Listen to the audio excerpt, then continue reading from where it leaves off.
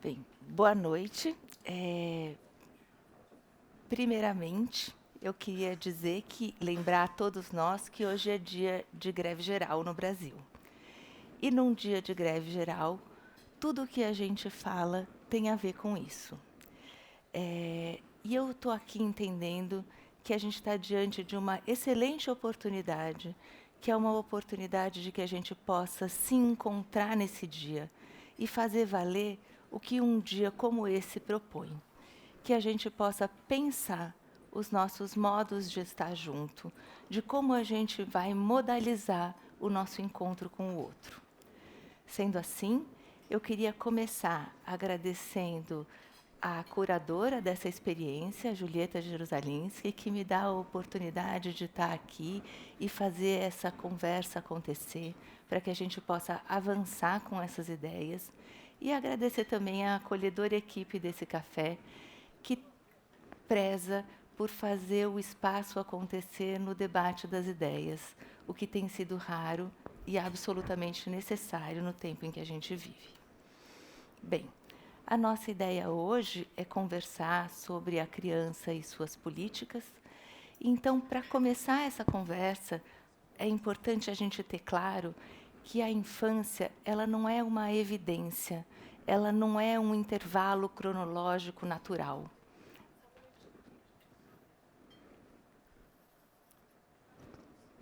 Ótimo.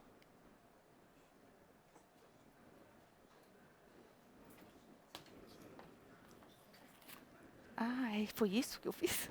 Desculpa. Quer que eu posso pôr assim, ó? Pronto. Eu sigo de onde eu estava?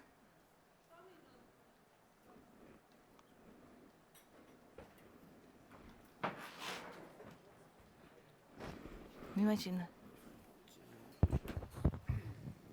Tá bom, ó, o volume? Sim, sim, sim. Arrastando.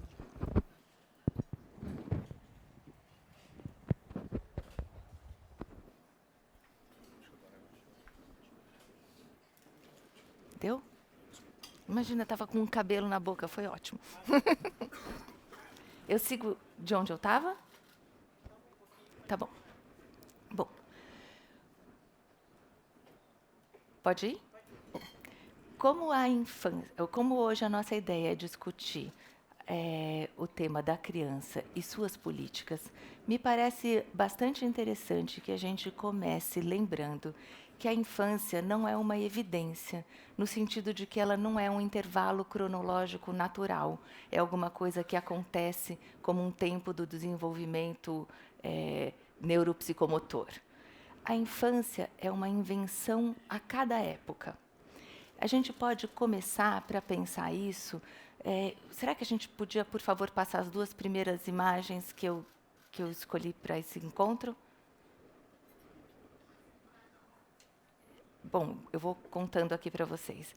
Essas duas imagens, elas que vocês vão ver já já, elas mostram para a gente como no século XVIII as crianças eram vistas como pequenos adultos.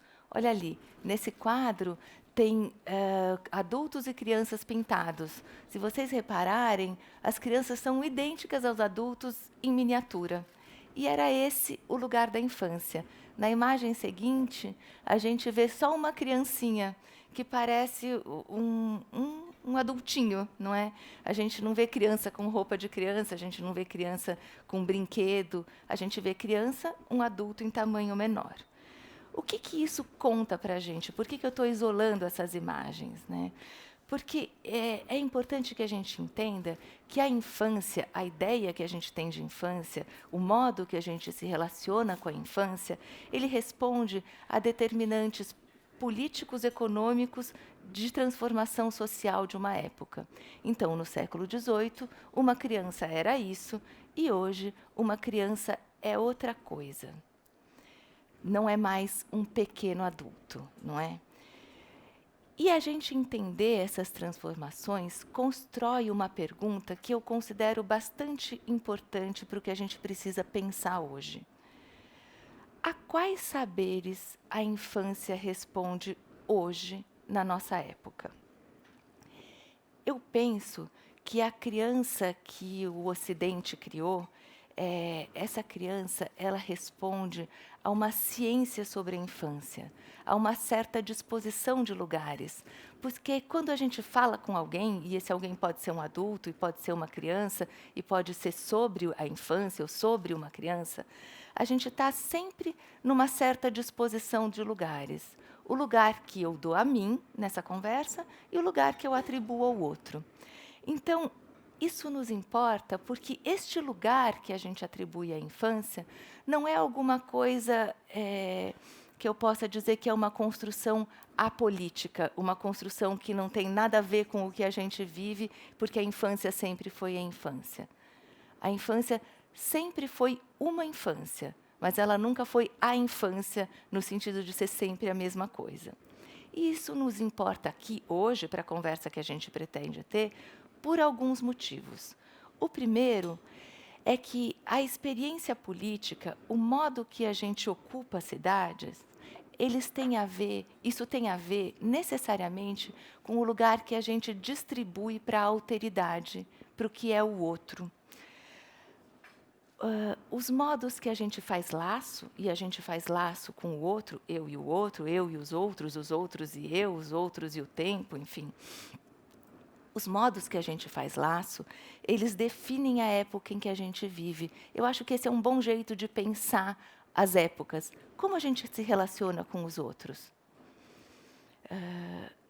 O que é uma criança hoje, o lugar que a gente reserva para a infância, é absolutamente necessário para a gente pensar como a gente cuida, como a gente atende aqueles que guardam no corpo o que a gente pensa que é o nosso futuro.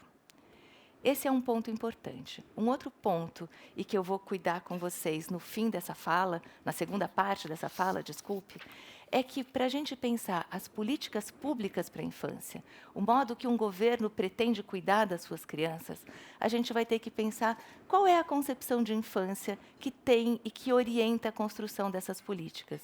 Isso nunca é ingênuo e isso tem uma construção histórica. Num outro dia, eu estava andando por um museu e eu encontrei este outro quadro, que também é do século XVIII. Eu vou pedir para vocês passarem, por favor. Esse quadro, que já vai aparecer para a gente, esse aqui, olha, ele é desse artista que se chama William Beechey. E os analistas da Tate Britain, eles explicam que esse quadro retrata os filhos de um latifundiário, num momento em que a Inglaterra discutia a abolição da escravatura. Então, esse quadro, que se chama Duas Crianças Dando uma Moeda para um Pedinte, ele pretendia transmitir e sustentar discursivamente, através da arte, a ideia de que ser escravo era ainda um tanto melhor do que ser pobre.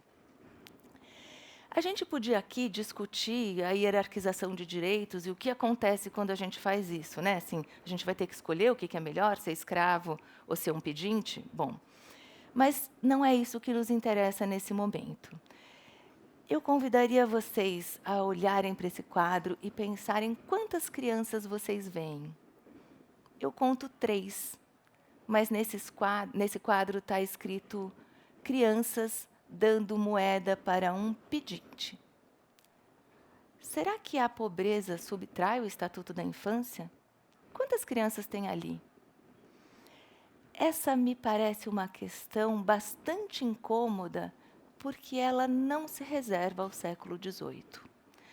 Esse é um assunto que diz do tempo em que a gente vive.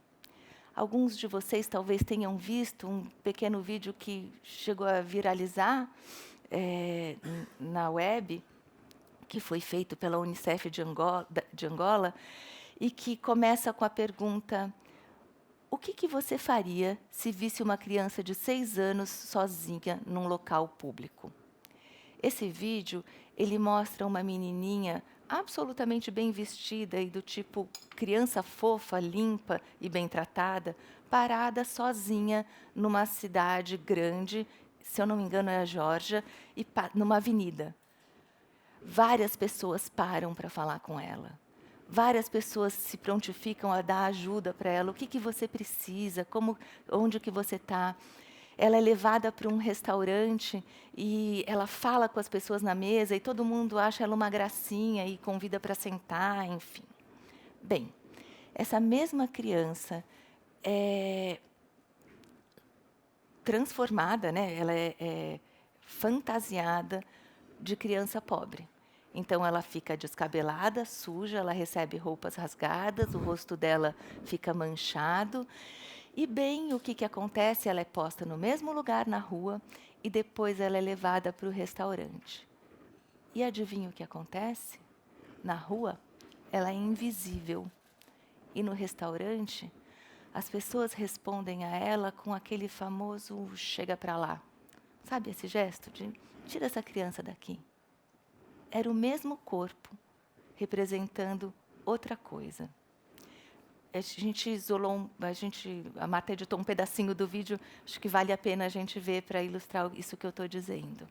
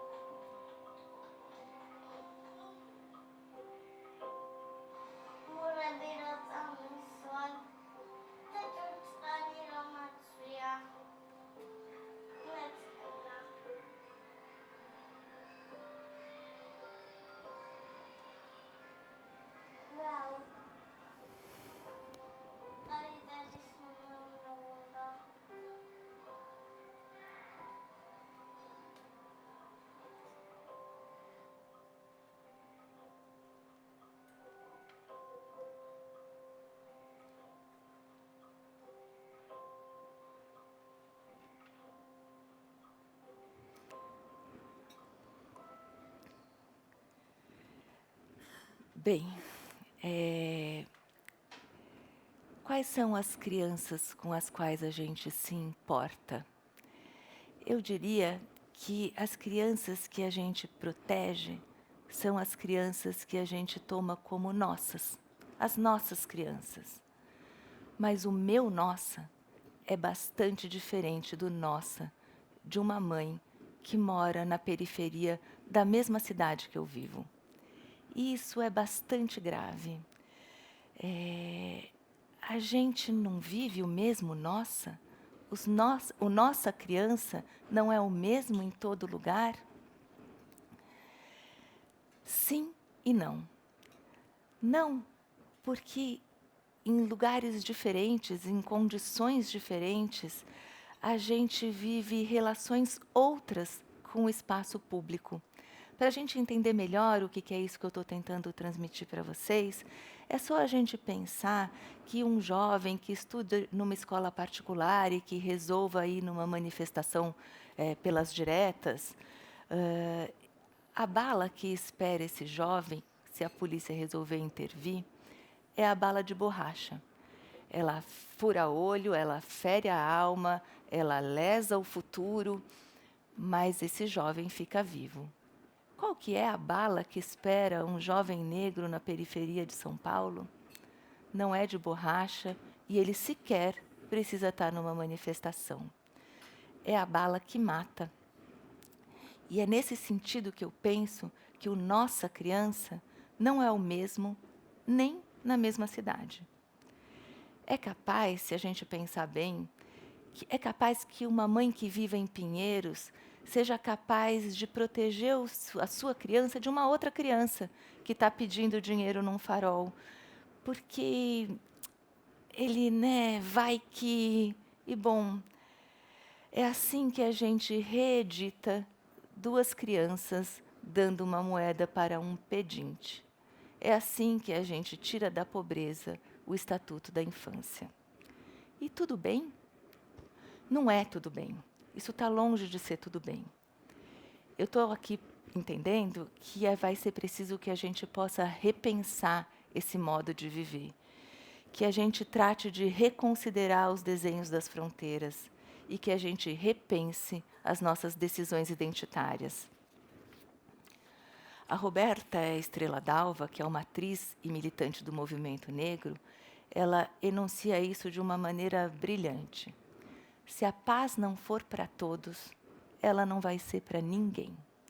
Então, assim ela nos avisa, eu entendo assim, que se você não quiser ter as razões mais éticas para considerar que o mundo é de todos aqueles que aqui nasceram, é bom que, ainda que não seja pelas razões mais nobres, ainda que seja para defender a sua paz, você pense que vai ser preciso dividir o espaço com os outros. Porque quando esse outro é tirado do espaço, ele pode demorar, mas a história cobra e o excluído se anuncia. E a sua paz vai ser problematizada. Então é bastante interessante que a gente possa repensar o nosso desenho de fronteiras para poder experimentar uma outra política, um outro modo de viver com os outros. O Emicida, eu acho que eu vou dizer dele assim, o Emicida, o meu poeta preferido, ele diz isso de um jeito que eu acho muito potente, que eu trouxe aqui para vocês. Tem um slide para a gente acompanhar. A leitura, eu vou ler um verso dele para vocês. Podemos passar o slide ou eu já leio?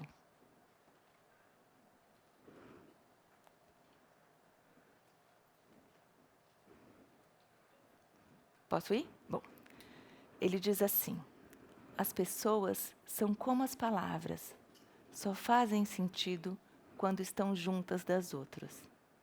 Foi sonho, foi rima, hoje é fato, para palco.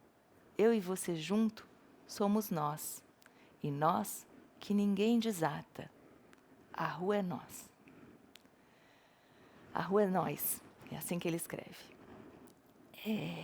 Eu penso que esse verso, ele carrega toda a nossa responsabilidade política do jeito que a poesia sabe fazer melhor do que qualquer 2 horas de palavra que eu possa dizer para vocês. Porque ontem eu pensava assim, acho que a poesia põe palavra na minha ira. E, na verdade, a poesia põe palavra e pode transmitir coisas que, em momentos muito delicados, a gente perde a possibilidade. E, nesse verso, o Emicida aponta para o que é a nossa responsabilidade. E nossa aqui, eu faço uma referência ao nossa humana. É preciso que a gente leve isso a sério. As pessoas são como as palavras, só fazem sentido quando estão juntas das outras. Eu queria dizer para vocês que ele faz esse verso pela primeira vez numa experiência que eu considero uma experiência que borra fronteiras. O Lab Fantasma, grife da quebrada, faz um desfile no São Paulo Fashion Week em 2016. Essa é uma experiência que traz toda a beleza que uma experiência violenta pode trazer. Agora, ela só é uma experiência que borra fronteiras se a gente puder entender que não tem nenhum grande favor da equipe do São Paulo Fashion Week em convidar o Lab Fantasma para um desfile. O Lab Fantasma não é a coisinha cool que agora enche o nosso universo fantástico de glamour. Não é nenhum favor. Eles estão ali porque eles fazem moda e esse é um evento sobre moda.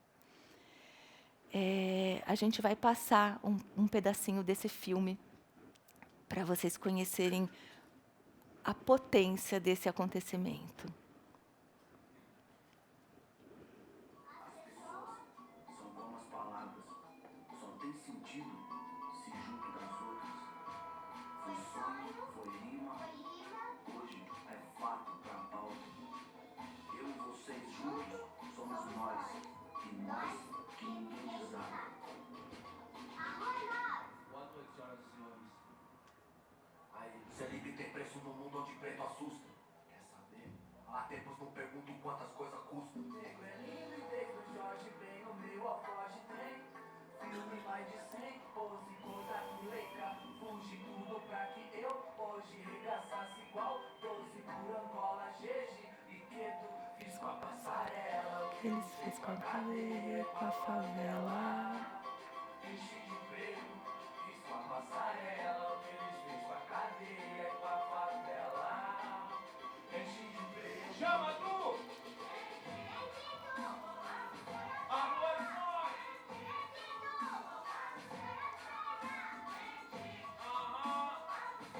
Todos nós!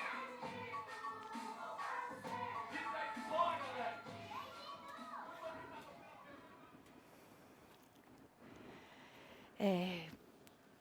Fiz com a passarela o que eles fez com a cadeia e também com a favela. Enchi de preto. Isso é um ato político, um ato que discute o poder, um ato que redesenha fronteiras. Outro dia eu li um artigo bastante bonito que eu recomendo a todos vocês do Cuenca, que chama Bunker no Coração. Lá ele diz para a gente que é importante que a gente possa se aproximar das pessoas que não pensam junto, que não pensam a mesma coisa, que a gente possa conversar com quem pensa diferente, que a gente possa se esforçar para fazer trincheiras nessa polarização horrenda que a gente vive hoje em dia, em que ideias diferentes constituem campos inimigos. Eu costumo dizer que a gente não conversa quando prega para convertido, mas a gente tem costumado fazer isso com muita frequência. A gente fica falando com quem concorda com a gente e nos enchendo de razão e vai perdendo os argumentos para, de fato, estar com o outro. E hoje, o nosso tema, a criança e as suas políticas, nos coloca a pergunta: como que a gente vai transmitir isso para as nossas crianças? Como a gente vai conseguir fazer chegar nas crianças a ideia que a alteridade é incontornável, que o outro existe, que o mundo é de todo mundo que nasceu aqui, que ninguém tem direito em cima do outro? O que a gente tem feito? Uma vida de condomínio, uma vida de gueto? Essa vida tem dito para as nossas crianças que o outro, se ele chegar perto, ele leva um pedacinho da gente. Ele leva uma coisa que não é dele, que é nossa. E então a gente vai construindo os nossos muros. Nesse sentido, e para ilustrar isso que eu estou falando, é uma pena que a gente não possa ver aqui, porque daí esse é um filme mais longo. Eu recomendo para vocês o filme que chama Muro, da Eliane Scardovelli. Ele é um filme que está disponível no YouTube, depois a gente disponibiliza o endereço para vocês. E ele vale muito a pena para entender o que é isso. No próximo slide, a gente tem a foto do livro do Christian Dunker, que também é uma outra recomendação que eu faço para vocês, Mal-Estar, Sofrimento e Sintoma, esse livro em que ele trabalha exatamente com esses conceitos do que é criar uma vida de condomínio e o que isso faz referência ao nosso modo de viver e como isso constitui uma política, um modo de estar com os outros. Para a gente pensar como a gente vai fazer isso chegar às nossas crianças, eu recomendo também que a gente pense como a gente tem tratado as experiências de inclusão escolar.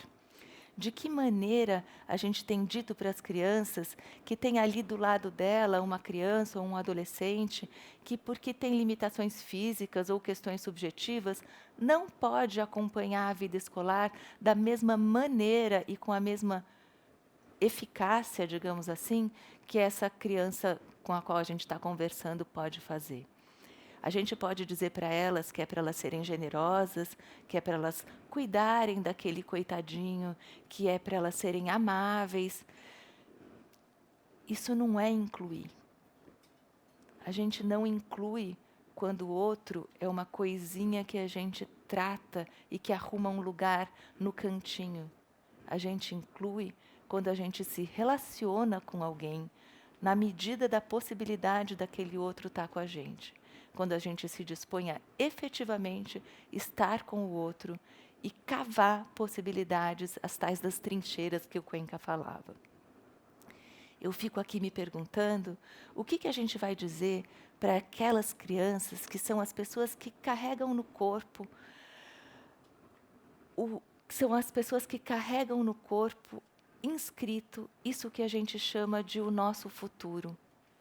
Para essas pessoas que a gente aposta hoje, que vão fazer do nosso futuro um lugar melhor do que o nosso presente. Como a gente vai transmitir isso para as crianças? Eu estou segura, seguríssima, de que a gente não transmite isso dando aula sobre tolerância, explicando para ela que aquela criancinha, ou que os pobres, ou que os oprimidos, e dizendo para as crianças tudo o que a gente pode dizer de como é ser um cidadão de bem. A gente não transmite isso dando aula. A gente transmite isso com o corpo. A gente transmite isso lidando com as crianças e mostrando para elas como a gente faz quando a gente perde, como a gente lida com isso, como a gente sustenta as nossas experiências diante da alteridade. A gente transmite isso fazendo estar do lado delas o lugar que a gente confere ao outro. Qual é o lugar que eu me dou diante daquele outro?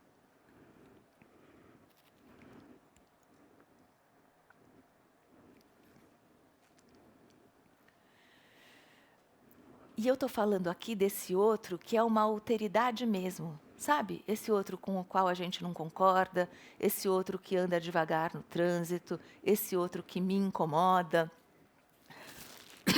Desculpe. Esse outro que demora para entender o que eu estou pedindo pelo telefone, esse outro que não habita o mesmo mundo que eu, que tem uma outra condição de vida, que mora num outro contexto, que tem em torno de si uma outra experiência de território, que tem outros valores, que tem outros desejos. Esse outro que não tem a mesma condição de acesso aos direitos que a gente tem. Esse outro que não tem acesso aos mesmos objetos de consumo, como a gente lida com ele? Como a gente lida com isso nas nossas experiências cotidianas e não nas aulas e nas conversas sérias que a gente tem somente. Eu tenho pensado um pouco que o princípio da equidade, que é um princípio que rege as políticas públicas, políticas importantíssimas, tais quais o SUS, o Sistema Único de Saúde, e a política de cota de acesso à universidade, a equidade, que é esse princípio que diz que para olhar do outro lado da janela tem gente que vira a cabeça e tem gente que precisa de um banquinho para conseguir enxergar. Então, enfim, que cabe às políticas públicas fazer esse banquinho acontecer para que a gente possa todos olhar do outro lado da janela. Eu tenho pensado que sim, cabe às políticas públicas garantir a equidade, mas que esse é um exercício que cabe a todos nós nas nossas cotidianices. E vale lembrar nessa hora que essa experiência não é um ato generoso que a gente faz para o outro, porque nós somos o outro muitas vezes para muitos outros. E que a gente não vai ter paz, como disse a Roberta Estrela d'Alva, a gente não vai ter paz se todo mundo não tiver paz. Então, isso não é um ato de generosidade, isso é uma posição ética, isso é uma experiência política, um modo de ocupar a cidade. As crianças, por exemplo, elas vivem precisando e elas colocam isso em jogo para a gente o tempo inteiro, não é? As crianças, por exemplo, elas precisam às vezes de mais tempo para entender uma coisa, para sair de casa, para aquele nosso vamos, vamos, vamos, para elas às vezes bastante violento, porque elas precisam simplesmente de mais tempo, porque dar um laço no sapato ou se despedir das bonecas é algo bastante importante para que elas possam se organizar para entender a experiência que elas vivem, para poder estar numa outra cena. Eu acho que isso é alguma coisa com a qual a gente precisa se responsabilizar. Eu, quando estava pensando no que eu tinha para falar aqui sobre a criança e as suas políticas com vocês, eu me dei conta de que a criança que eu me preparei, na verdade, a criança que me formou como psicanalista, a criança que eu estudei, ela é uma criança que está ficando diferente. Ela é uma criança que sofre as transformações de uma época. E eu acho que nós estamos dando uma outra volta. Aliás, e que volta. Eu vou contar para vocês uma cena que é absolutamente trivial, que é uma cena que aconteceu no meu consultório, mas que eu acho que ela é tão trivial que vocês vão encontrar ecos dessa cena nas experiências que a gente tem nas escolas, com as crianças que a gente convive, nas praças, enfim. Se trata do trabalho que eu faço com uma menininha pequena que tem quase 4 anos. É uma menininha que se apresenta de um jeito que eu não posso brincar junto com ela. Ela só brinca sozinha. E como eu entendo que a minha presença é absolutamente desorganizadora, eu entendo que isso precisa ser tratado. E eu vou inventando ali com ela uma intervenção em que eu vou fazendo a minha presença oscilar. Um pouquinho com ela, um pouquinho fora, um pouquinho ela fica sozinha, um pouquinho eu fico sozinha, um pouquinho eu faço um jogo pelo qual ela se interessa e ela vem.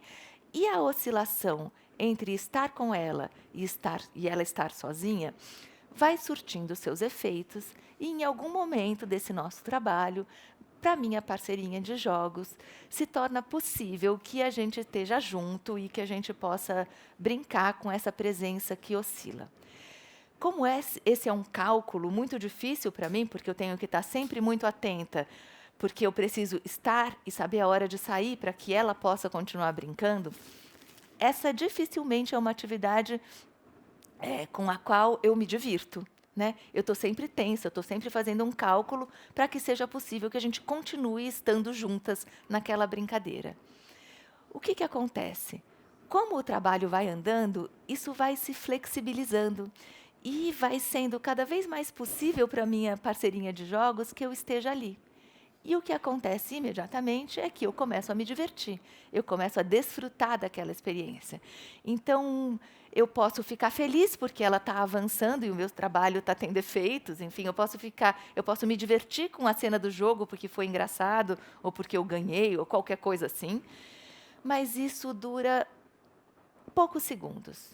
E assim que a minha parceirinha percebe que eu estou me divertindo, que eu estou desfrutando, que eu estou gozando daquela experiência, 2 coisas podem acontecer. Ou todas as peças do jogo voam pelos ares, ou eu levo uma chapuletada. E eu passo a sentir dor, e não tem graça nenhuma, e eu deixei de me divertir. E foi isso que essa menina me ensinou e que me fez pensar. Essa criança que eu estou dizendo para vocês, que eu acho que começa a dar uma outra volta e que é uma criança que está diferente, essa é uma criança com a qual não é muito simples desfrutar de maneira compartilhada de uma experiência. Tá junto não é uma coisa assim muito instantânea. Como ninguém é filho de chocadeira, eu me pergunto o que nós estamos transmitindo para essas crianças que faz com que estar junto seja uma experiência tão complicada, tão difícil de sustentar. Eu acho que a gente está dizendo para as nossas crianças que cada um goza sozinho. Que ou eu gozo de uma experiência ou você goza. E que se você desfrutar dessa experiência, pode ser que eu esteja em perigo. Os adolescentes falam disso muito bem com o famoso... Ai, desculpa. Tudo bem aqui? Mexi? Tudo bem? Bom, os adolescentes falam disso de um jeito que é bastante já clássico. Vocês vão reconhecer quando eu disser: você está me zoando, né? Você goza de mim e eu tô fora. Não tem a gente se divertiu. E cada vez mais o você está me zoando é alguma coisa que ocupa o discurso dessas pessoas e que sustenta todo o discurso sobre o bullying e essas coisas que a gente vai ouvindo falar com tanta frequência. O outro goza de mim e eu tô fora disso. Desculpem. Nos anos 90, que foram os anos 90 são os anos do princípio da minha formação. Acontece... Desculpa, vou dizer isso de outro jeito para vocês. Nos anos 90, tem uma publicação bastante importante, a gente tem a foto dela para vocês reconhecerem a capa do livro, é um livro bem importante para mim, que se chama Educa-se uma Criança. É uma publicação da Associação Psicanalítica de Porto Alegre e que ali muitos daqueles que eu posso dizer que foram os nossos mestres, eles estão se esforçando para dizer que as crianças estavam sofrendo por serem tomadas pelo narcisismo dos seus pais, de uma maneira específica e diferente do que tinha acontecido até então. Então, as crianças daquela nossa época, estou referindo aqui aos anos 90, eram crianças absolutamente encarregadas, e era isso que esses colegas discutiam, encarregadas de realizar o sonho narcísico dos pais. Elas estavam encarregadas de gozar como a gente nunca gozou, de que os pais estavam querendo se realizar no corpinho dos seus filhos. Eles precisariam fazer o que a gente nunca fez, ter acesso ao que a gente nunca teve, desfrutar de objetos que a gente nunca desfrutou, consumir do jeito que a gente não consumiu, fazer sucesso do jeito que a gente não fez. E, bom, no mundo desenhado pelas relações de consumo, essa criança ela estava instrumentalizada pelos objetos, pelo networking, pelas aulas de línguas, pelas assistências em todos os gadgets, enfim, pela desenvoltura e pelo traquejo social. Ela precisaria ser o mais potente possível, o mais investida possível, para que ela pudesse dar conta de nos restituir a nós, na condição de pais, né, de adultos, de nos restituir do que a gente deveria ter dado conta de perder, que é esse sonho da absoluta potência, e que a gente não foi capaz de perder. Eu queria dizer para vocês que esse autoinvestimento, quando eu vou falando do consumo e dos objetos, isso não é uma referência ao que a gente pode chamar de... isso não é restrito àqueles que têm alto poder aquisitivo. Tem a próxima foto, que eu acho que revela bastante o que isso quer dizer, né, nisso que uma imagem pode condensar.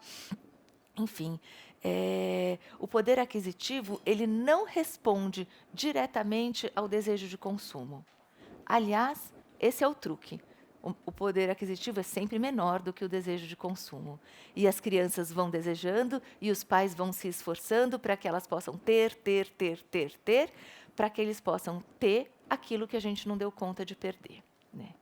Bom, essa criança maravilhosa e absolutamente investida, ela é instrumentalizada com essa função, né? Instrumentalizada no sentido de que ela recebe todos esses reforços para ser absolutamente competente e potente, porque ela precisa nos restituir isso que a gente não deu conta de perder. Mas essa criança que me formou, digamos assim, essa é uma criança que a gente goza dela, mas que em alguma medida a gente goza com ela. A gente investe o nosso melhor nela, o nosso tempo, o nosso dinheiro, os nossos melhores saberes. A gente quer fazer ela crescer e se incrementar, a gente quer que ela saiba, a gente exibe as suas aquisições, a gente conta das suas primeiras aquisições, que ela andou, que ela já sabe falar, mas a gente também conta da vitória na natação, ou de que ela aprendeu a fazer o que o pai sabe fazer, ou de que ela, sem muito esforço, passou no vestibular, enfim. A gente segue tomando as crianças nesse lugar. Eu fico pensando que vocês me objetariam, não é? Mas a gente não continua tratando as crianças assim? Sim, a gente segue investindo nos nossos filhos, a gente segue fazendo dessa maneira, mas eu vou entendendo que tem uma coisa nova acontecendo, tem um novo que se anuncia nesse jeito de fazer com as crianças, né? Acho que a gente vai dizendo para eles que tem um outro jeito de estar com os outros. Eu vou dar um exemplo para vocês. Durante muitos anos, eu me preocupei com as revistas da minha sala de espera. Eu queria saber se a Piauí que estava lá era o do último mês, se tinha uma revista de fotografia, o que as pessoas iam ler, enfim. E faz um tempo que eu me dei conta que toda vez que eu abro a porta da minha sala de atendimento, eu encontro uma pessoa olhando para o celular. Ninguém mexeu nas minhas revistas. Ninguém olhou para elas. As revistas propriamente ditas, elas estão dentro do celular. Então, do ponto de vista da informação, está tudo garantido. Está tudo ali, não é a informação que fica lesada, não é? Então, o que muda? E aí eu me lembrei de um negócio que está no começo, para mim, né, no começo, situa isso que a Julieta veio nomear aqui, a Julieta Jerusalinski veio nomear como intoxicações eletrônicas, e ela falou disso no primeiro bloco, no primeiro episódio dessa nossa série aqui, né? Enfim, no começo disso, quando as crianças ainda não tinham tanto acesso aos gadgets, nós adultos já tínhamos. E vocês lembram que as crianças falavam? Quando as pessoas perguntavam para a gente o que vocês pensam que vai ser das crianças com acesso ao mundo virtual, a gente chamava de mundo virtual naquela época, isso que acontece sobre o suporte digital, não é? O que acontece, o que vai acontecer com as crianças agora que existe esse outro mundo? E naquela época eu me lembro de perguntar algumas coisas para as crianças e que elas respondiam: mas o meu pai estava no Facebook. Não, mas a minha mãe tinha 1000 e-mails do trabalho para responder. Não, a minha mãe não estava, ela precisava falar no celular. Enfim, isso está errado? Eu não estou falando que isso está errado, acho que a Julieta falou um tanto disso. A gente não responde a isso com nostalgia. A gente não responde dizendo que o jeito que a gente vivia antes era melhor. A gente vai ter que responder a isso pensando como nós vamos viver com os outros, já que nós temos esses outros elementos dispostos na nossa experiência de cidade, não é? O que eu acho que acontece é que isso não está errado, mas isso é um outro jeito, isso é um outro modo de fazer. Eu falo disso porque eu acho importante que a gente entenda que a gente transmite algo para as nossas crianças quando a gente está de corpo presente e cabeça ausente. Quando a gente está do lado delas, mas está pensando e fazendo outra coisa. A gente é a própria virtualização da experiência para as crianças. A gente está ali e goza em outro lugar. E isso é muito diferente de que um pai, uma mãe, ou aquele que se responsabiliza e cuida da criança, enfim, saia para ir no cinema ou vá tomar uma cervejinha com os amigos.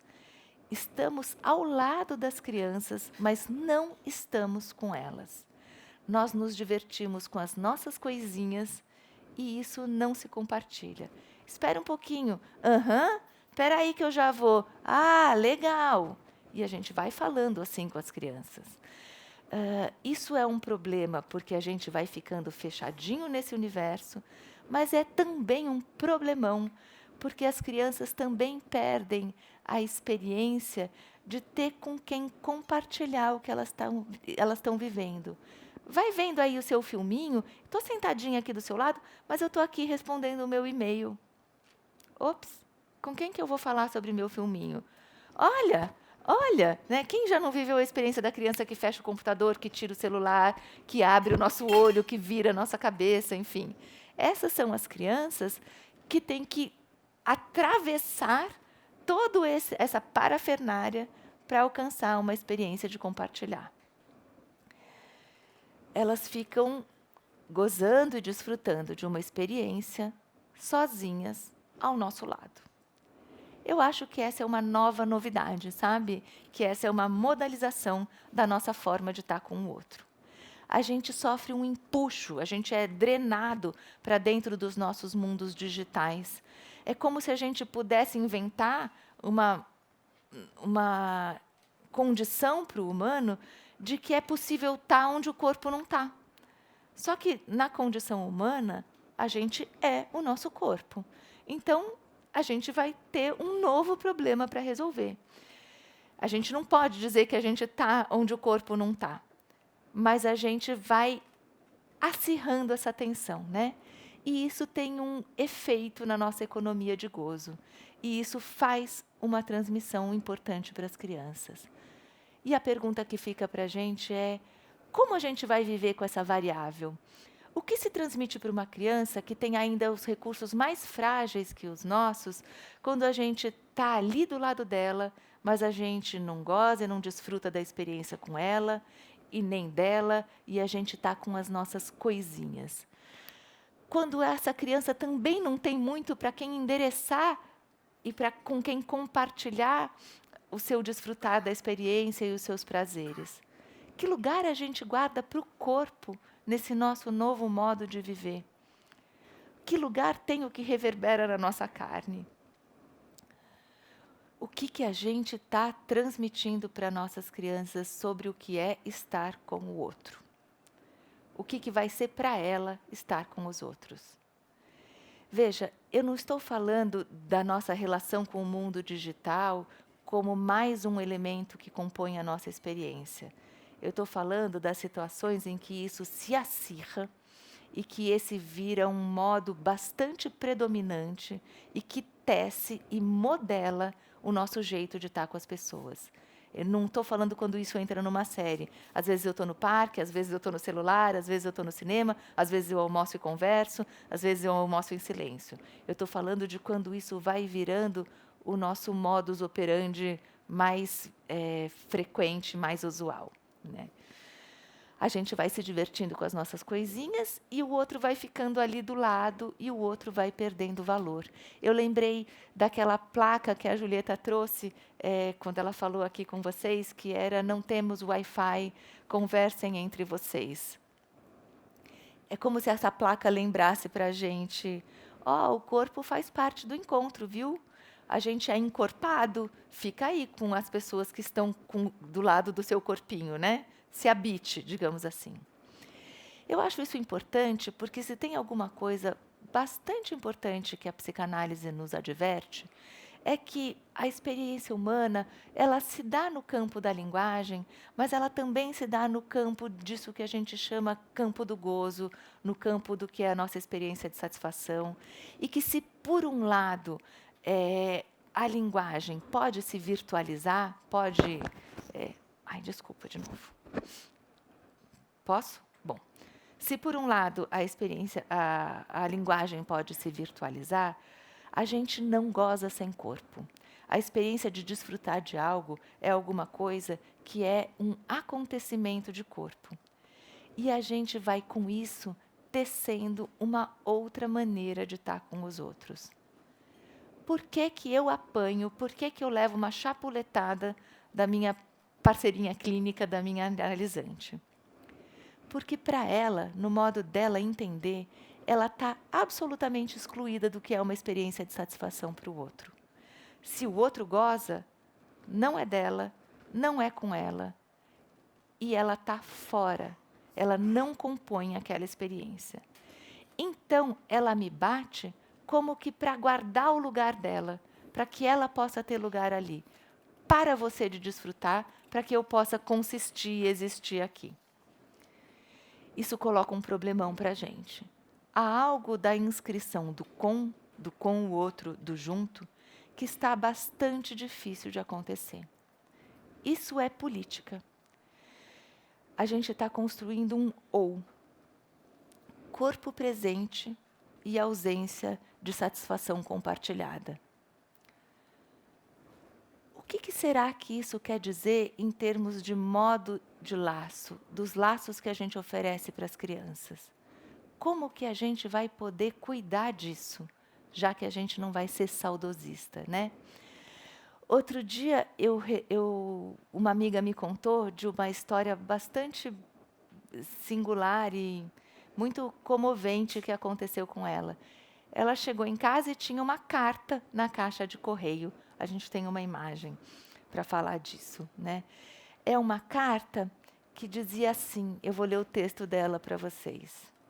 Oi, moramos aqui na rua e achamos que seria bem legal conhecer os nossos vizinhos, para saber se tem outras crianças que moram aqui e para dizer que se precisarem de uma xícara de açúcar, é só bater. Como a vida é corrida e nunca nos cruzamos na rua, eu, minha mãe e meu irmão resolvemos escrever essa carta. Como achamos que essa brincadeira pode ser legal, nos escreva de volta. Foi essa cartinha escrita desse jeito que a minha amiga recebeu na caixa de correio dela. O Christian Dunker nos apresentou, né, uma tríade de palavras que eu acho que conta muito da aula de cidadania que essa pequena de 9 anos dá para a gente, né? A tríade é assim: despossuir, reinventar e indeterminar. Eu entendo que se trata que a gente possa se engajar na tarefa de despossuir as nossas coisinhas, sabe? Que a gente possa reinventar as nossas certezas, despossuir um pouco o que a gente tem por absolutamente certo, que a gente possa reinventar laços, formas de estar estando com os outros. Esse outro que pode morar na casa da frente, esse outro que mora em um outro lugar do mundo e que está na mesma cidade do que eu. É preciso que a gente possa deixar o futuro exercer o seu poder de indeterminação. Caso contrário, a gente não vai conseguir pensar o futuro. E a infância de hoje vai pagar bem caro por isso. Não no futuro, hoje mesmo. Acho que essa é uma responsabilidade política que a gente tem. É para hoje, sabe? O que a gente está disposto a perder para estar com os outros? Essa pergunta não pode sair da nossa cabeça, não pode sair do nosso ato de transmissão da experiência do estar junto com as crianças.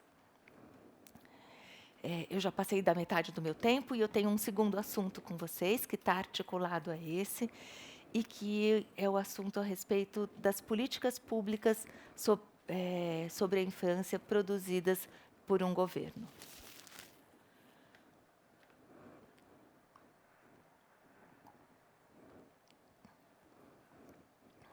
No começo da nossa conversa, eu falei para vocês que a infância não é um intervalo cronológico natural. A gente falou da infância como um sistema normativo. Desculpa, a gente falou da infância como um sistema. Desculpe, engasguei aqui. A gente falou que a infância responde a um sistema normativo que atribui para ela características, competências e funções. Bom, esse sistema aparece também nas políticas públicas, né? Qual é a ideia de infância presente na proposição de uma política pública para atender as crianças de um determinado país num determinado momento histórico? No caso, a gente vai pensar no momento histórico que nós vivemos, 2017. Por que é importante a gente entender isso? Veja, tem um exemplo bastante esclarecedor para isso. Todos nós discutimos muito a tal da PEC 241, que pretendia limitar os investimentos governamentais em saúde e educação. Nós discutíamos isso fervorosamente porque estávamos muito preocupados, e continuamos, o que será um país se os investimentos em saúde e educação tiverem 20 anos congelados? O que vai ser das criancinhas que estão nascendo agora e que farão 20 anos com os investimentos em saúde e educação congelados?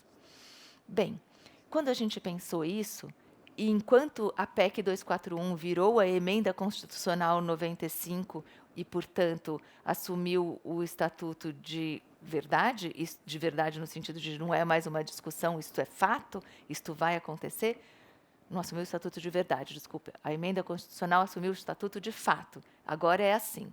O Brasil congelou os investimentos em saúde e educação. Quando isso estava acontecendo, muitos de nós, na tentativa de fazer a infância, proteger a infância da falta de investimentos, tentava propor que políticas específicas para a infância, sustentadas pela prioridade que o ECA, o Estatuto da Criança e do Adolescente, garante para a infância hoje, deveriam ser excluídas ou protegidas, desculpe, do espectro de ação da Emenda Constitucional 95. Então, que a gente poderia continuar tendo investimento para investir, ótimo, a gente poderia continuar investindo no corpo das criancinhas e nas outras coisas, é ótimo também, nos outros assuntos, a gente conteria os investimentos. Isso carrega consigo uma determinada concepção sobre infância. Porque, veja, se a gente pensar que a vida das crianças não acontece fora das cidades, que ainda que as crianças sejam investidas de maneira diferente do resto do mundo em que elas habitam, elas moram numa rua, elas têm vizinho, elas têm pai e mãe, elas têm irmãos adolescentes que vão ou não vão às universidades, os pais delas adoecem e têm ou não acesso às políticas públicas de saúde. Enfim, se a gente não entender que a vida de uma criança não acontece fora da cidade em que ela vive, a gente vai pleitear a proteção dessas crianças da Emenda Constitucional 95. Porque a gente vai entender que a gente protege a infância desarticulando a primeira infância do contexto político que a concerne e que a realiza. E isso não acontece desse jeito. O nosso atual governo tem uma proposição bastante específica para a política de atenção à primeira infância. É um programa que ficou bastante famoso, o Criança Feliz, porque ele aconteceu na primeira aparição pública da nossa primeira-dama, Marcela Temer. Ele foi apresentado por ela na sua primeira aparição pública. Muitos ficaram discutindo as roupas e os modos da primeira-dama, mas é bastante importante que a gente se atenha ao conteúdo da fala dessa senhora.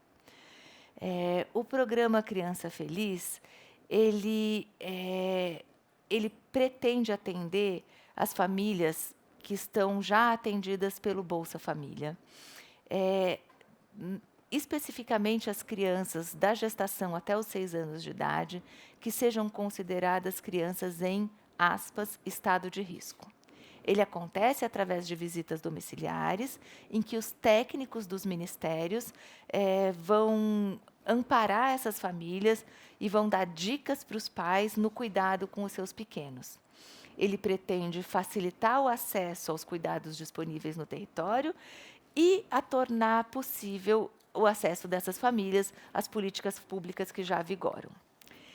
Eu podia falar horas sobre esse programa, mas eu vou deixar que fale com vocês os políticos que o propuseram, que o defendem e que o implantam.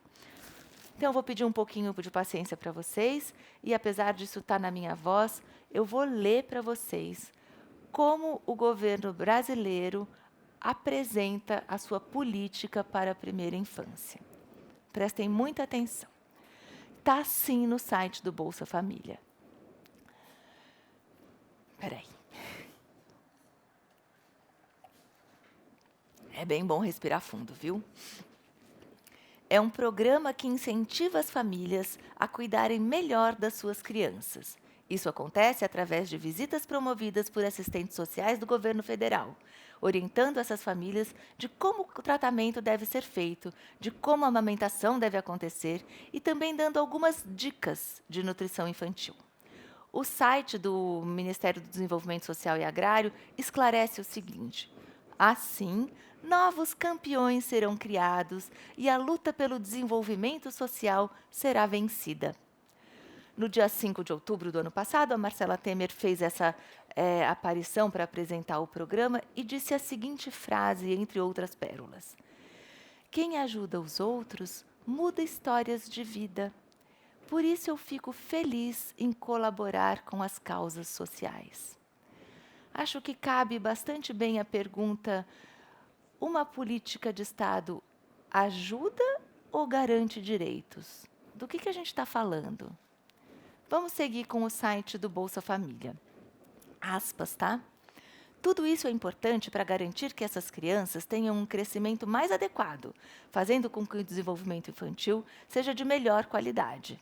Isso é fundamental para garantir que o país se desenvolva com mais qualidade, já que crianças bem alimentadas, nutridas e também aconselhadas têm uma perspectiva de vida melhor. O veículo oficial continua, por isso que eu pedi para vocês respirarem fundo. Será possível acompanhar e orientar melhor as famílias para que possuam um desenvolvimento humano mais acelerado. Esse programa serve como amparo para próprias famílias que não sabem o que fazer para garantir uma educação melhor para os seus filhos e um desenvolvimento adequado. O programa Criança Feliz serve para que essas crianças, principalmente a das famílias mais carentes, tenham um acompanhamento adequado, conseguindo desenvolver e criar boas raízes. Pois muitas vezes, como o pai e a mãe têm que trabalhar fora, essas crianças ficam sem uma orientação adequada. Assim, o programa surge para preencher este vácuo, o qual tem uma importância enorme para o desenvolvimento do país. Desculpa, para o desenvolvimento dessas famílias. O desenvolvimento do país é a conclusão seguinte. Como vocês veem, os pais são responsabilizados pelo mau desenvolvimento dos seus filhos. Mas tem mais, viu? Tem muito mais. Olha o que segue a nossa primeira dama. Cada vez que beijamos os nossos filhos pequenos, que conversamos com eles, cada vez que carregamos nos braços, lemos uma história ou cantamos uma canção de ninar, estamos ajudando no seu desenvolvimento. Aqui eu vou fazer uma pausa nas citações e vou convidar vocês para pensarem comigo que os pais ou qualquer outra pessoa encarregada do exercício das funções materna e paterna, qualquer outra pessoa que se encarregue dessas funções, eles estão implicados como elementos contingentes na vida de uma criança. Contingente no sentido de que eles fazem o contexto e participam da experiência dessas crianças. Nós estamos implicados na vida dos nossos filhos porque a gente investe neles, porque a gente direciona para eles a nossa libido e ali a gente faz esse nosso investimento do que a gente quer para eles, do que a gente quer para a gente, de como a gente pensa a nossa vida, enfim. Mas isso não quer dizer, e nunca quis, que uma mãe que não lê historinhas está deixando o seu filho. Uma mãe que não lê historinhas está relegando o seu filho a maus tratos e que isso vai se consolidar num mau desenvolvimento. Uma mãe que se ocupa do seu trabalho e não pode estar ali carregando seus filhos no braço, ela não é uma má mãe. Por que que a gente pode dizer isso? De que maneira que a psicanálise nos ajuda a pensar isso? A gente aprendeu com a psicanálise, com a clínica, que ninguém, mas ninguém mesmo, pode decidir o sentido que uma marca tem. Puxa, eu vou ter que concluir. Bom, eu estou, juro, quase concluindo. A gente vai ter que decidir que ninguém, mas ninguém mesmo, que... Respiro, peraí. O que a psicanálise nos ensina é que ninguém, mas ninguém mesmo, vai poder decidir o sentido da vida do outro. Que ninguém vai conseguir decidir a priori qual é o valor de uma marca, qualquer que ela seja, e o que ela vira na vida de alguém. Ler historinhas pode ser tão ruim quanto não ler historinhas. Se a gente não levar isso em consideração, a gente vai fazer como o ministro Osmar Terra, e a gente vai procurar, no interior das famílias, a culpa pelo fracasso das crianças, do futuro e do país.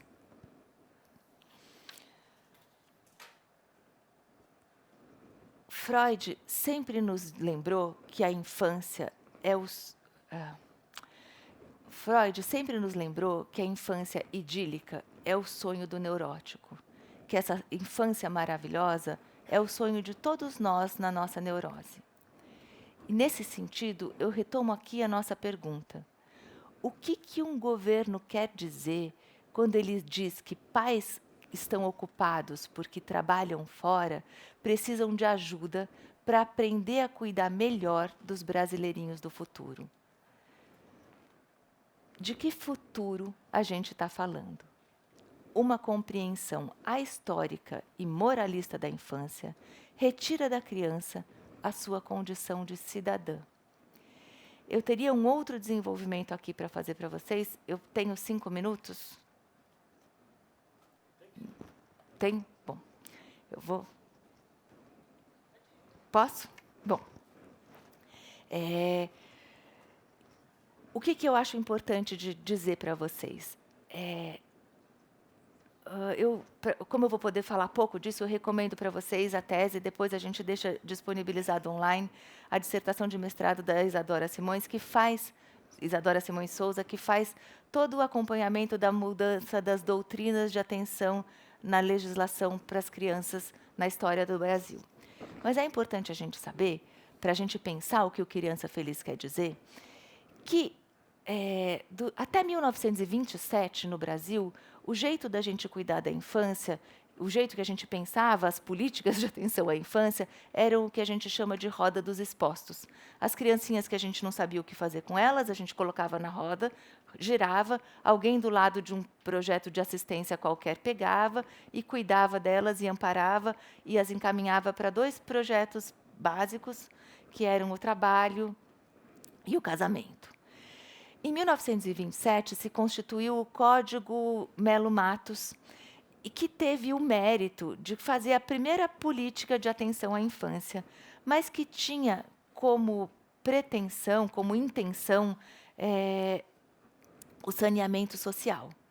E como à infância da família pobre foi atribuído o Estatuto de Periculosidade, o Código Melo Matos fazia o seguinte: as criancinhas pobres deveriam ser institucionalizadas e contidas para que elas pudessem ser tratadas e educadas, e assim o país poderia alcançar seu pleno desenvolvimento.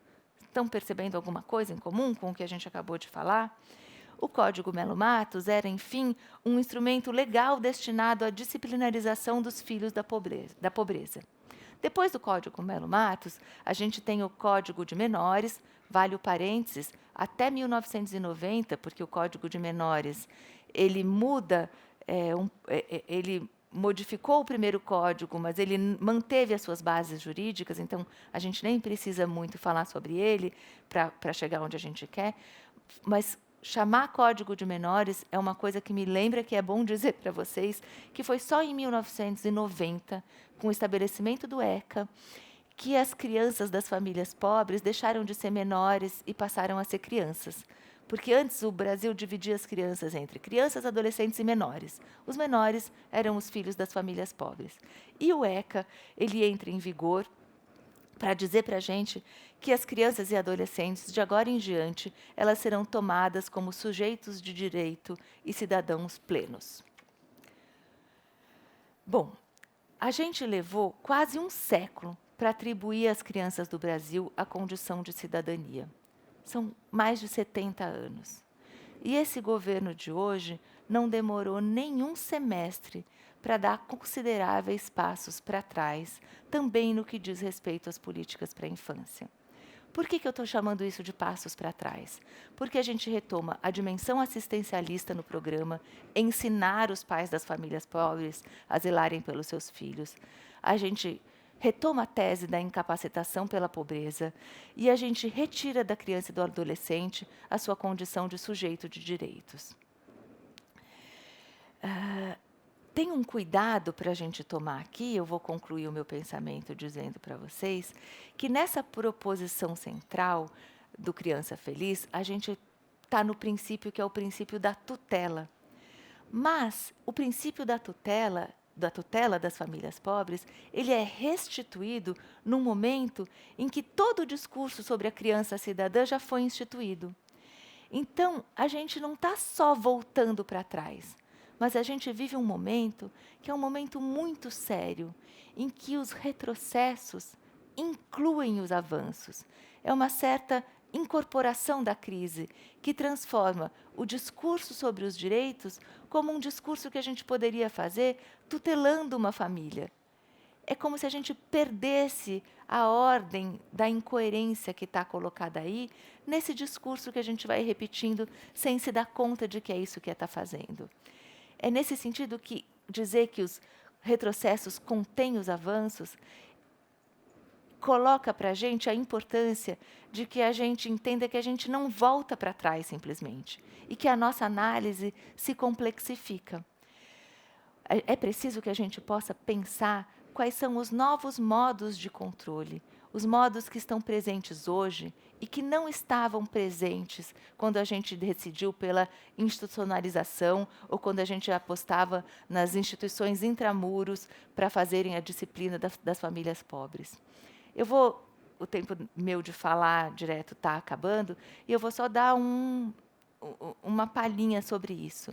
Sabem como vai ser avaliado o programa Criança Feliz? Eu acho que isso vale muito para a gente pensar quais são esses novos modos de controle. Para avaliar uma política pública, o que se pretende é testar o desenvolvimento cognitivo e motor das crianças. Desenvolvimento cognitivo e psicomotor das crianças. Então, quem será testada para que seja avaliada uma política pública são as crianças do Brasil, as crianças sobre as quais se aplicou essa política. As crianças e as suas mães, que vão se submeter a um teste de QI, porque, de fato, o QI, nessa hipótese, deve ter a ver com a possibilidade de alguém cuidar de alguém. Eu diria para vocês que isso impõe uma gestão do controle de corpos que é bastante específica e que a gente tem que tomar muito cuidado com ela, né? Eu diria para vocês também que uma criança não pode ser criada por esses protocolos de desenvolvimento que estão aqui presentes nesse programa. A clínica da psicanálise, ela ensina que o exercício das funções materna e paterna se realiza no que é absolutamente singular de cada experiência. E que isso é permeado pelas mais diversas variações de cultura, de experiências de território e de transformação, e de transmissão de que um humano é capaz. Para concluir esse primeiro tempo da nossa fala, eu diria para vocês que as políticas públicas não podem retirar da criança a sua condição de cidadania e que nós, cada um de nós, temos tudo a ver com isso. Acho que eu vou concluir esse primeiro momento lembrando para vocês da fala do Emicida: a rua é nós. Pronto.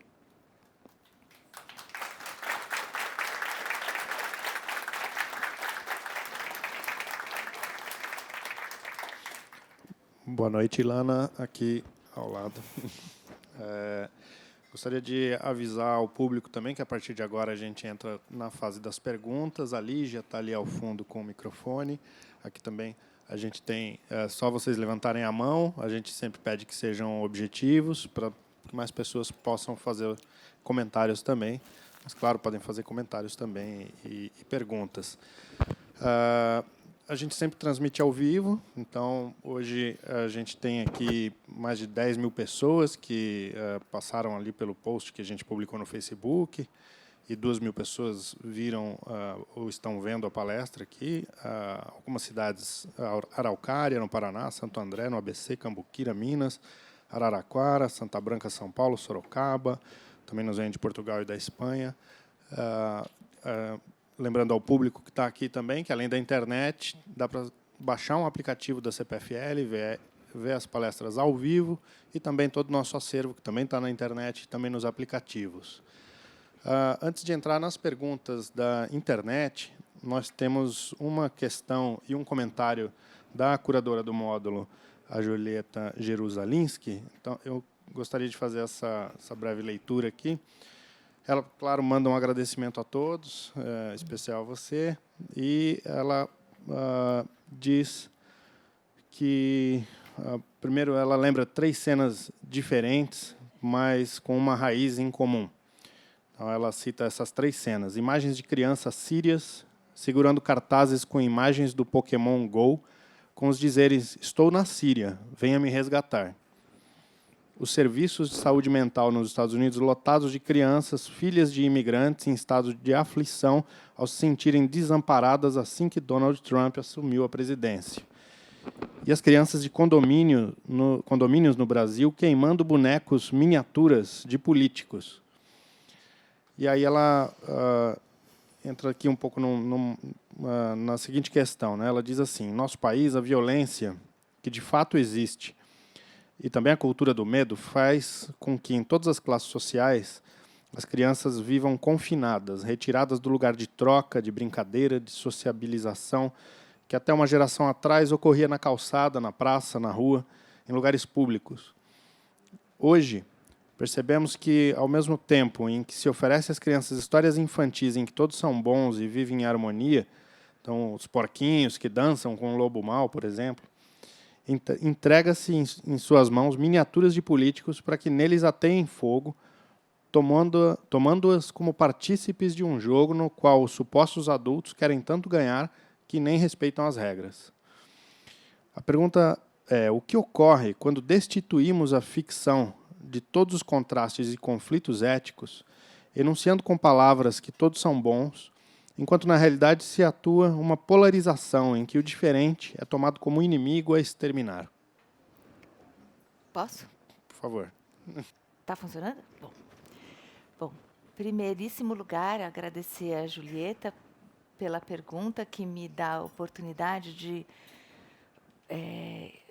voltar a um ponto e retomar um pedaço que a gente não falou muito claramente aqui, que é o seguinte: enquanto o André lia, eu pensava, bom, mas a divisão maniqueísta entre o bem e o mal, ela é da infância, né? Assim, as crianças brincam de bem e mal, crianças estão no universo do Power Ranger, mas nós, adultos, a gente deveria ter sabido fazer uma outra coisa com isso.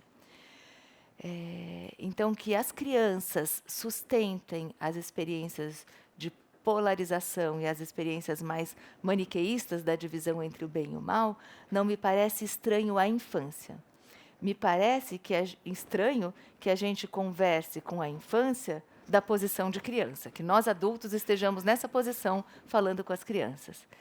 Então, para pegar um outro comentário da Julieta nessa pergunta, que me parece tão precioso, olha só, ela está dizendo para a gente retirou das ficções, das ficções disponíveis para crianças, né?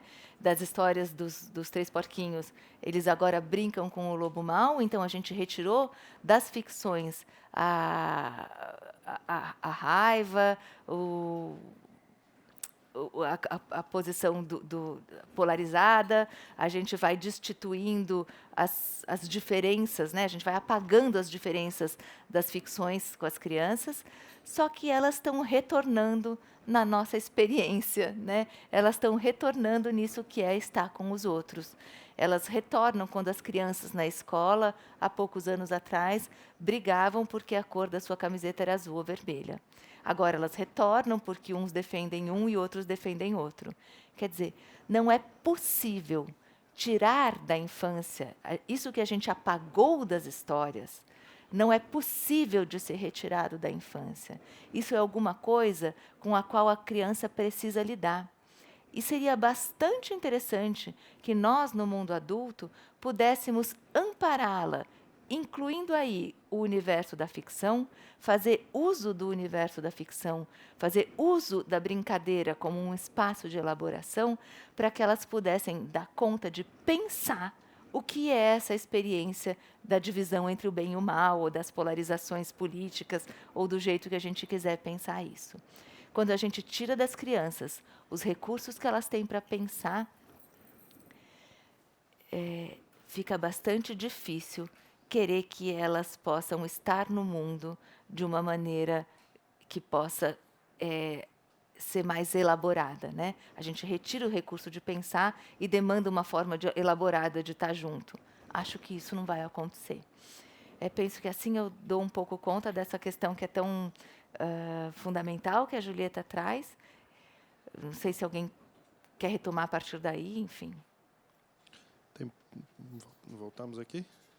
Tem mais algumas questões aqui da internet. Tem duas conectadas. Então, uma da Elvira cita um caso recente em que o Ministério da Educação decidiu recolher milhares de exemplares do livro Enquanto o Sono Não Vem, distribuído por programa de alfabetização, porque um dos contos falava de incesto.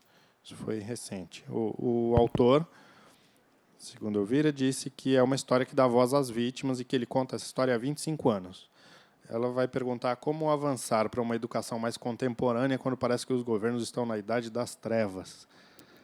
E aí o Abner pergunta também algo relacionado, pedindo para você comentar sobre sugestões de políticas públicas para desenvolvimento dos pequenos brasileiros. Então, vou começar pela primeira. Acho que a primeira está bem próxima disso que a Julieta traz, por outro lado, na pergunta dela. E eu me lembrei aqui de uma coluna da Eliane Brum, que chama Escola Sem Pinto, recomendo a leitura a vocês, que é em que ela comenta exatamente, ela analisa uma situação análoga a essa que a Elvira traz para a gente pensar, que é a situação em que as famílias pedem a retirada de um livro didático do desenho de um pênis, né? E aí todas as fantasias que se pode propor para isso, né?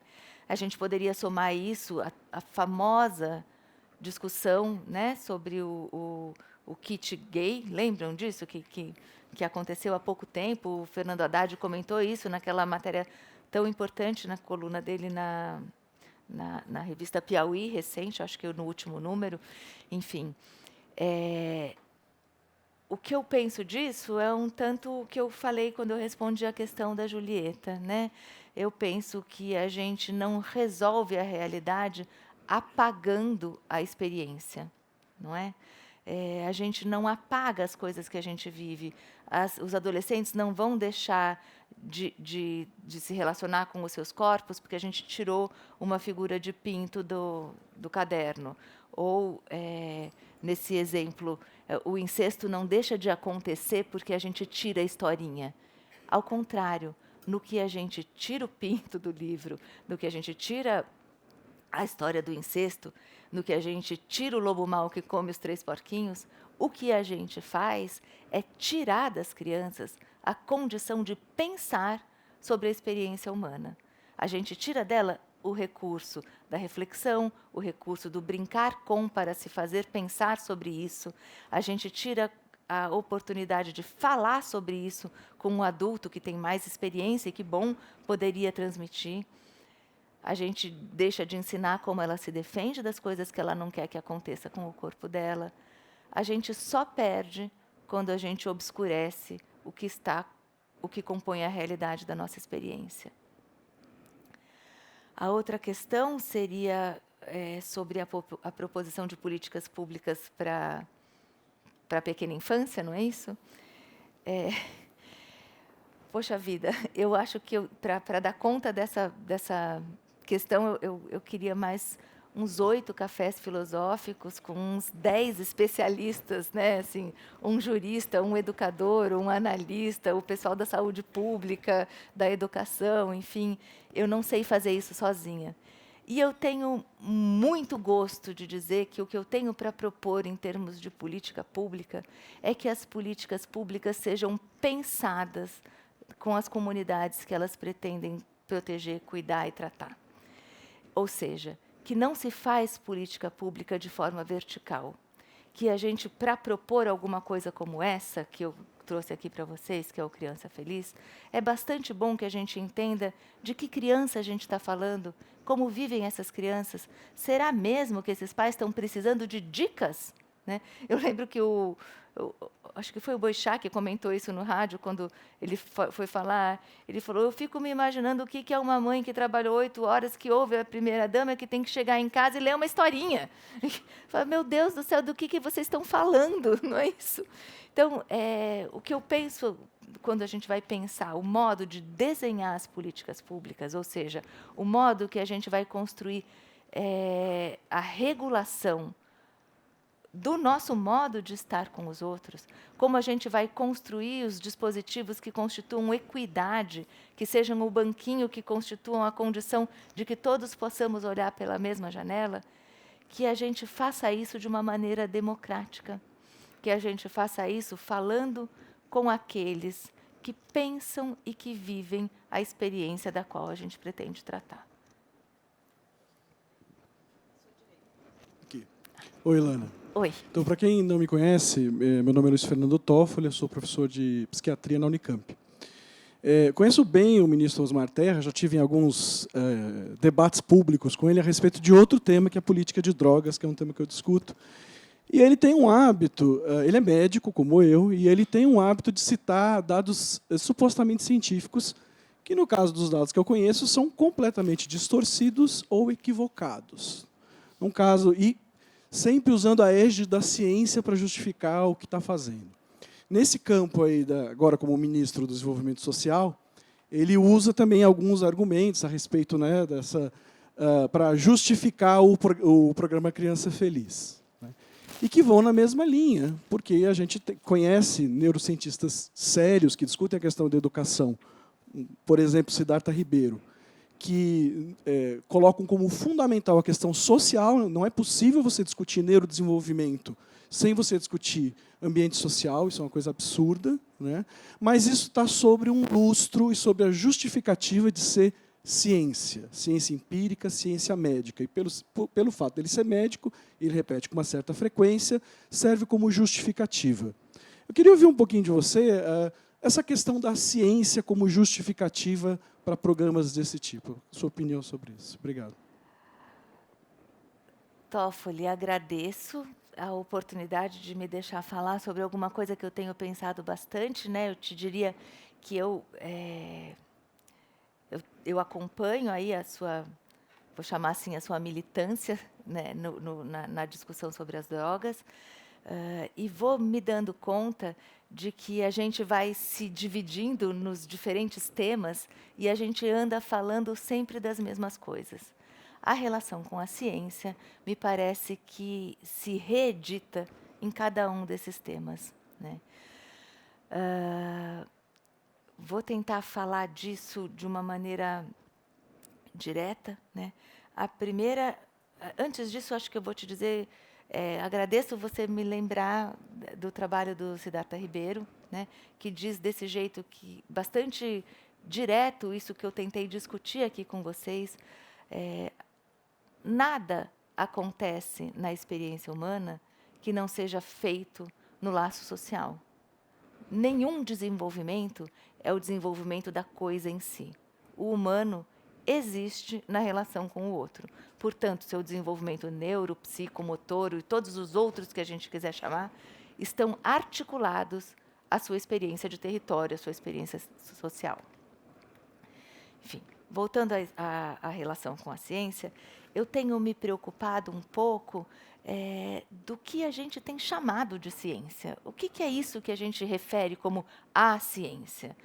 Porque a ciência sobre a infância, por exemplo, essa ciência que muitos cientistas, que muitos ditos cientistas se arvoram em defender, essa ciência dos números, essa ciência do controle do corpo, essa ciência da justificação positivista da causa e da consequência, esta é uma forma de ciência.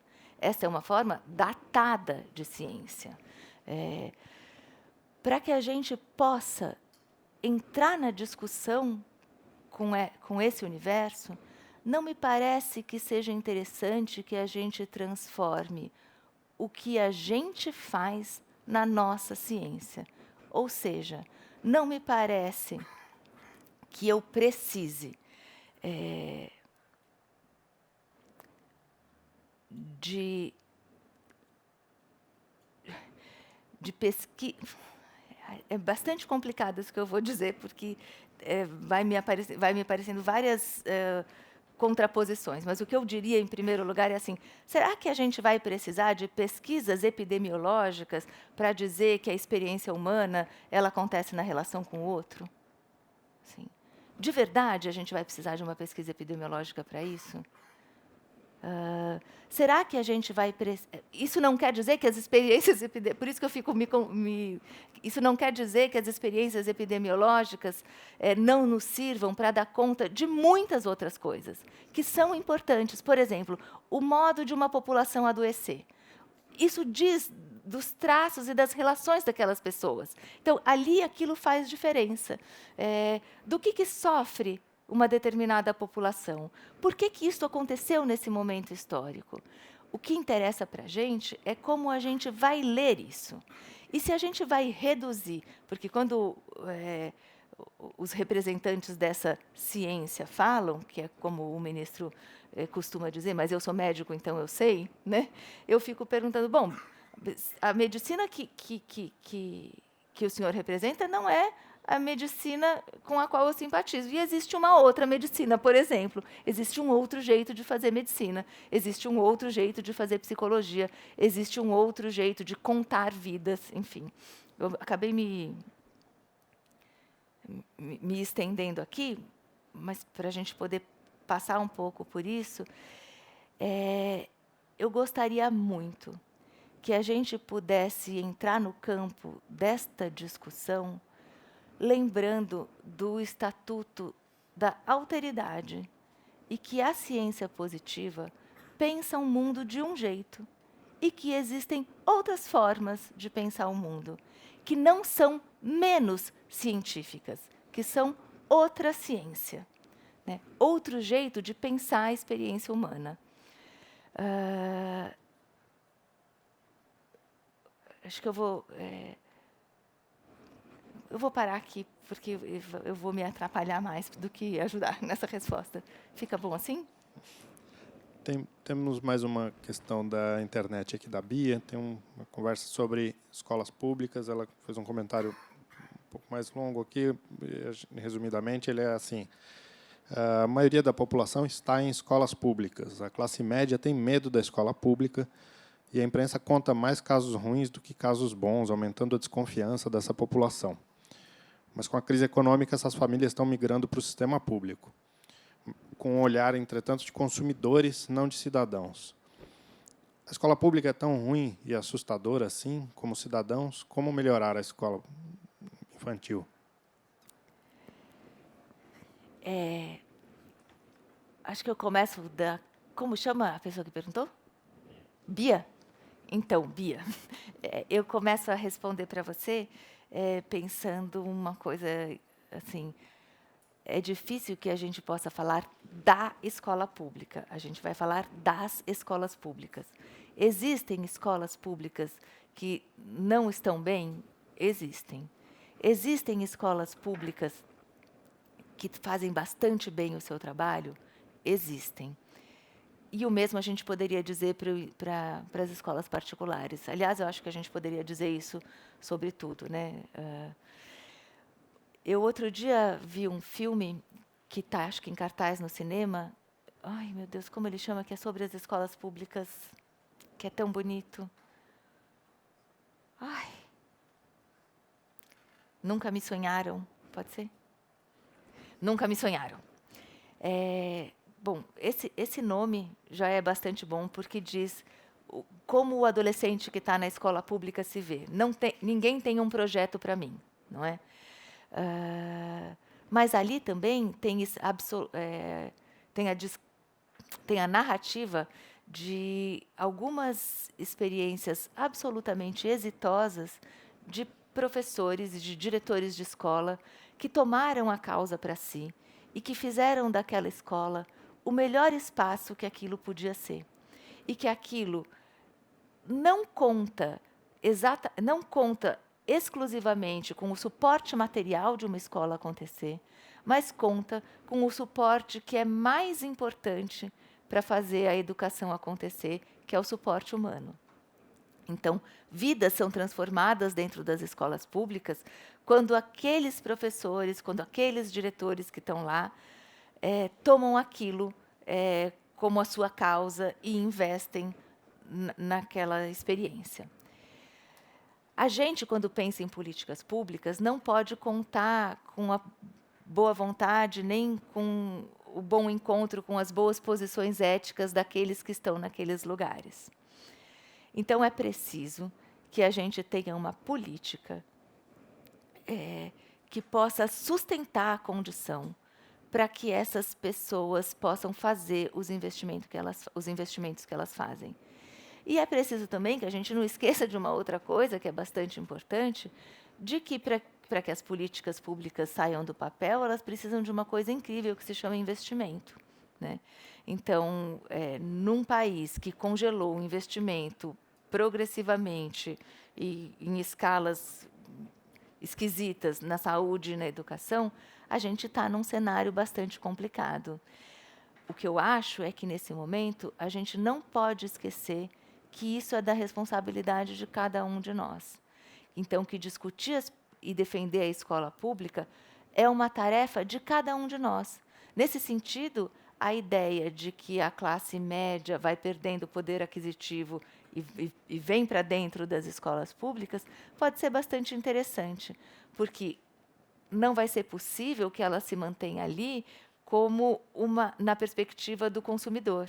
Ela vai ter que ter ali uma experiência de cidadania, de como a gente constrói coletivamente um espaço.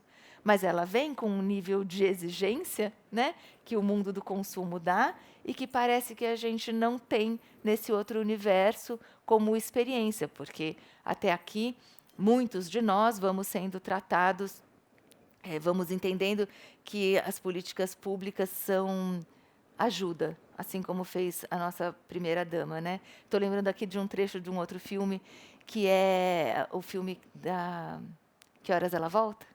E que a filha da empregada doméstica tem um comportamento que irrita a família que a recebeu, porque ela se comporta como mais uma pessoa que existe no mundo e ela não se comporta como a coitadinha grata que deveria estar agradecida de ter sido acolhida numa família tão generosa quanto aquela, né? Então, ela é tomada como uma menina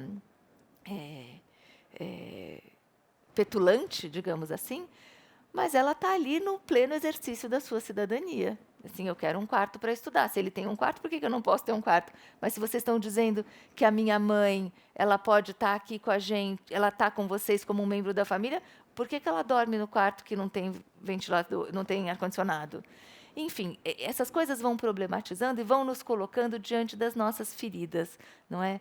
E acho que quando a gente vai pensar o modo de construir a escola, a gente precisa pensar isso, né? Assim, para retomar aí a questão de que a gente não faz política pública sem investimento, de que vai ser preciso que a gente reinvente e que a gente possa dar condições para que as experiências exitosas que são feitas por aqueles que tomam isso como uma causa própria, elas possam ser instituídas e reguladas por políticas que garantam direitos e que a gente saiba reivindicar os nossos direitos. Ok. Puxando um pouco nesse gancho da escola pública, embora acho que você já tenha comentado bastante, mas na escola pública, como esse movimento é interessante, e na escola pública como assim, uma potência de alteridade.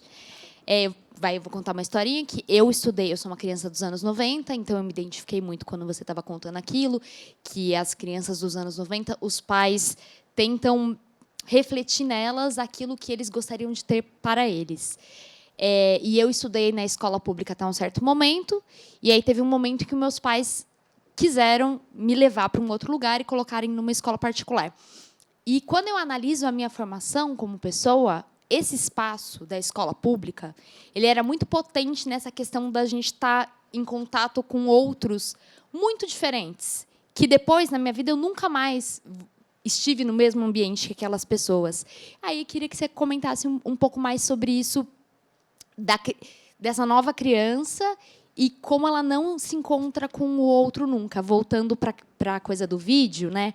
Quando a gente tem a menina bonitinha, arrumada, e depois ela é maquiada. Aquelas duas crianças, elas estão no mesmo corpo daquela atriz, mas elas nunca se encontrariam de verdade. Então, eu queria que ela, enfim, comentasse um pouco desse encontro das alteridades das crianças.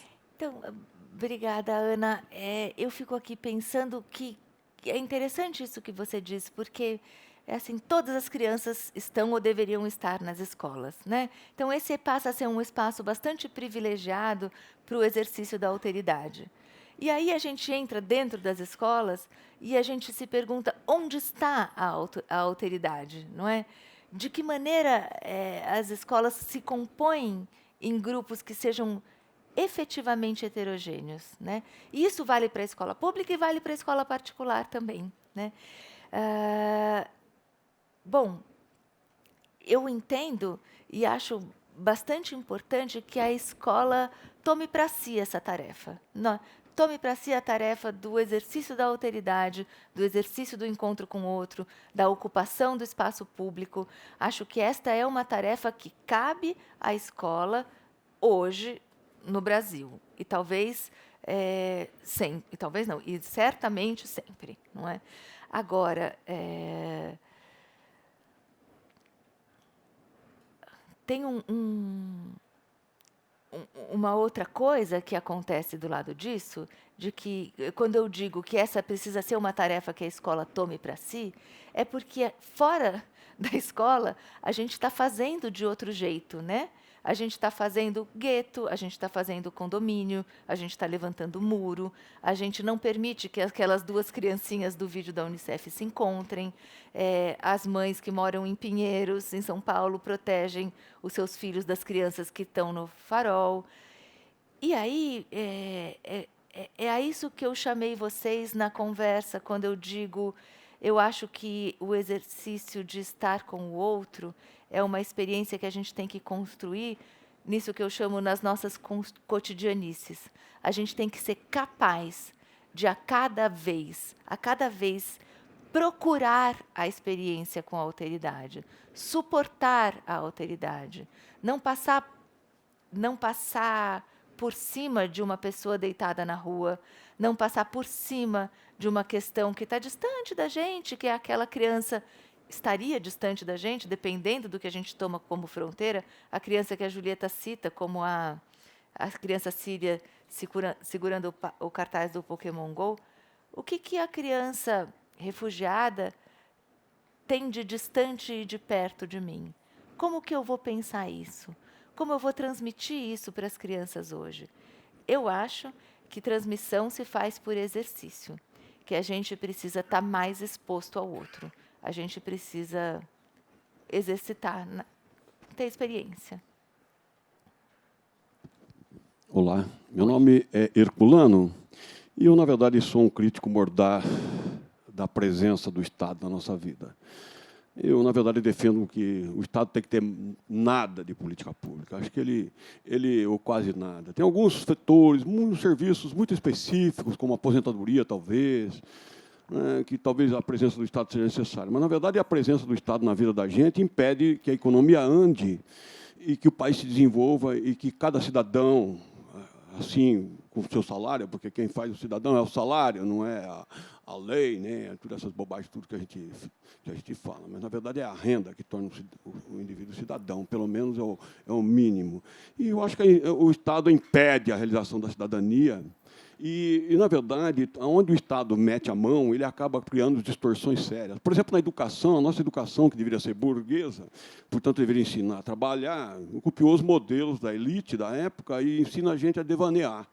Uma escola que não motiva ninguém, que precisa sobreviver, vai trabalhar com essa bobagem dessa escola que está aí, seja pública ou seja privada. Portanto, agora, o cuidado que cada cidadão com renda, que permita criar seus filhos, é que poderiam ter algumas diferenças, como essa, por exemplo, de estar com a criança, que me parece que é a mesma filosofia do governo, fica lá com o meu celular ou então contar uma historinha, está pedindo para largar o celular para contar historinha.